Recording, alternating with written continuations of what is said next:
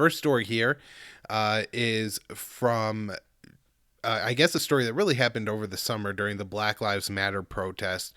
You had this older gentleman, his first name is Martin, be pushed down by Buffalo cops. The Buffalo cops were in full riot gear. You know, they had on the Kevlar vests, they had on the helmets with the shields, they were carrying their batons, and an elderly man, you know, in the kind of elderly where you don't walk normal anymore, and the kind of guy you see fall down the way he falls, you wonder if he's gonna ever get back up. You know what I mean? And then the police officers like make sure that they don't give him medical care, and it's not even until a National Guardsman, he's in fatigue, so I believe he's National Guard, walks by and seems to have any interest at all about this elderly man who's bleeding from the back of his head. So two officers pushed him to the ground. They are, I'm not sure. I don't think they're actually former officers yet. I think they're still suspended with pay. Their names are Aaron Torgolinski and Robert McCabe, and they had been charged with assault for pushing this man to the ground. However, a grand jury dismissed those charges, and that's, you know, the big news here is that they're not going to face any punishment for shoving Martin Gungio to the ground on June 4th. You know, this is the kind of thing that I've been talking about on the show, that you have to hold police accountable, or else you're going to continue to have this kind of police abuse.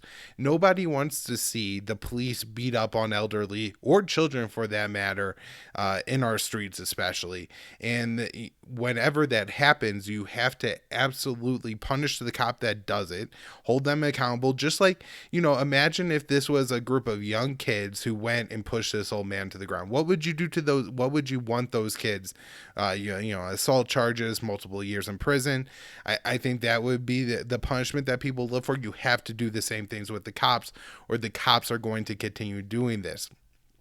That's why it's so important that, you know, repeal legislation that either gives more favorable grounds to cops in court to say that, well, you know, if other cops say they would have acted in this way, that's okay. We have qualified immunity legislation and other things that give, you know, cops all this preference. Not to mention that two men shoved an elderly guy to the ground in front of a whole bunch of cops, and the rest of the cops just escorted the two police officers to continue on with their duty to maybe push an elderly man to the ground. Nobody bothered to arrest them, or even seemed to like be very concerned that they just did this to that guy. Nope, they just continue on with their jobs. It's the video is something to see. I'll play it here one more time, just because the way it plays out, it is so disturbing. How they push this guy to the ground and everybody walks past them. But you know, just to know that this happened and the cops won't face punishment is so disturbing, and you know, is about where we're at with policing in the U.S. today.